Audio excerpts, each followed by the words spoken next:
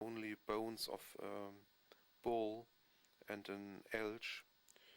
So it was a natural sanctuary which was actually 200 years older than the hill itself. But there have never been found human remains. So possibly it was a burial with a cremated body. So now we are at the hillside opposite to Silbury Hill, and we are looking now to the so-called Long Kenneth Barrow, which was a Neolithic burial site. It's the oldest one.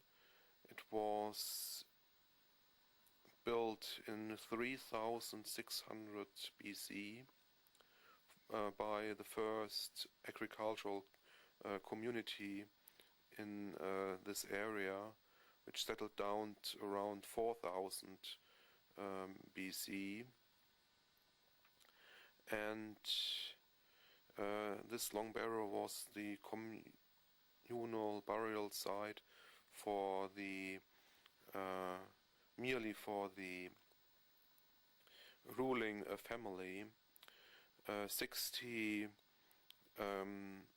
burials have been found in the stone grave chambers, so 60 generations, which ranged down to about 2000 BC with the last burial. So then there was a change. It's believed that then Bronze Age people arrived who conquered simply the site of this early community, and the last man who was buried there had actually an arrow in his throat, so obviously he died due to war action. But then the barrow was sealed by the stones we now see in front of it,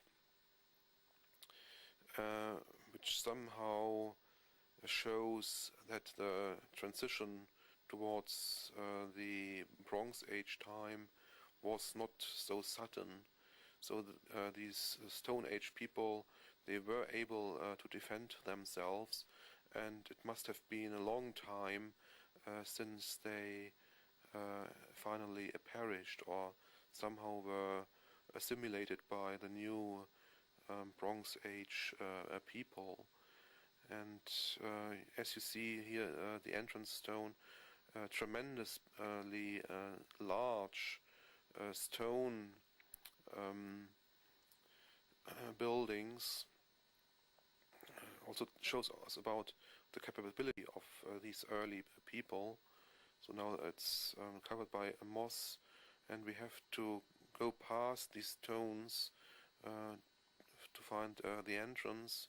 So obviously also these are symbols for ancestor goddesses to prevent intruders going into this grave and tomb chamber we now look at.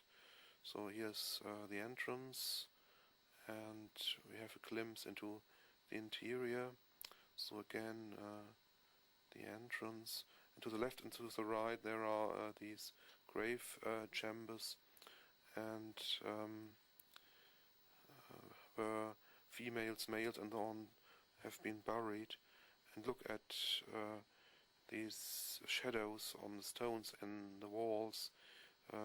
Also there you think you can figure out faces and figures.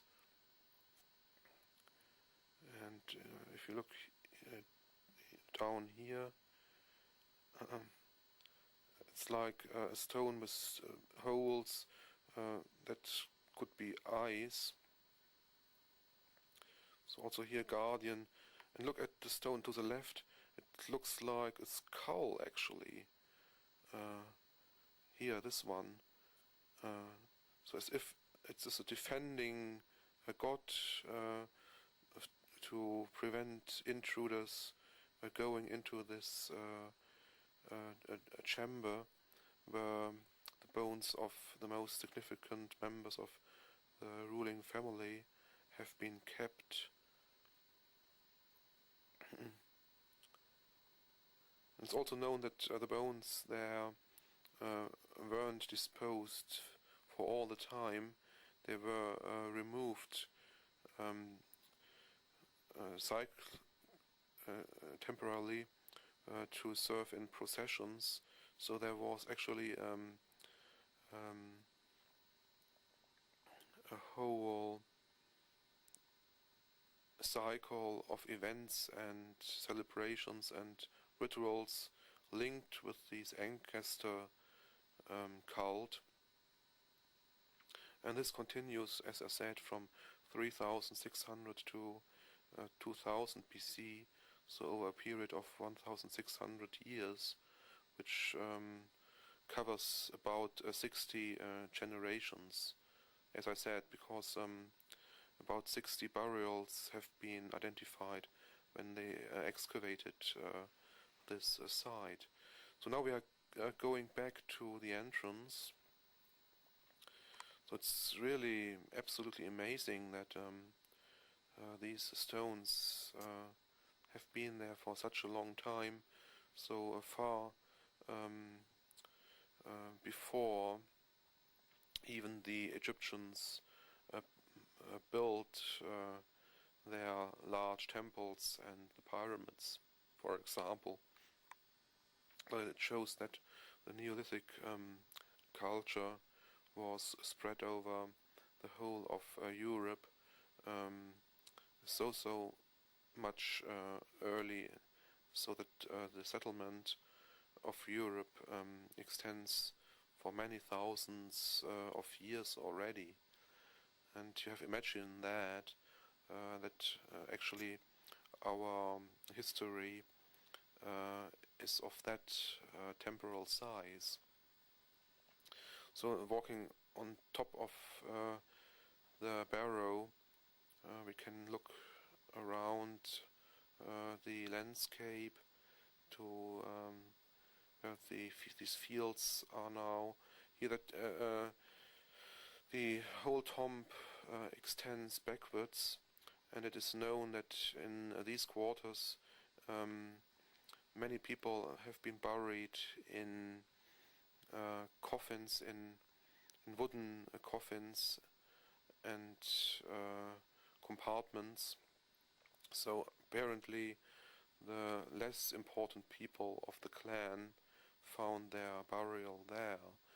But as I said, it was a collective burial site, although we know that ordinary people, of course, weren't buried there. It was for the officials and for the more for the upper class, so to say, of this early community, and it was a privilege being buried there. So now we are at the so-called sanctuary. This is the site of maybe the oldest known building that there is in Northern Europe of it at all. So this is actually almost 4,000 years before Christ, and all that is remaining are these markers in the ground.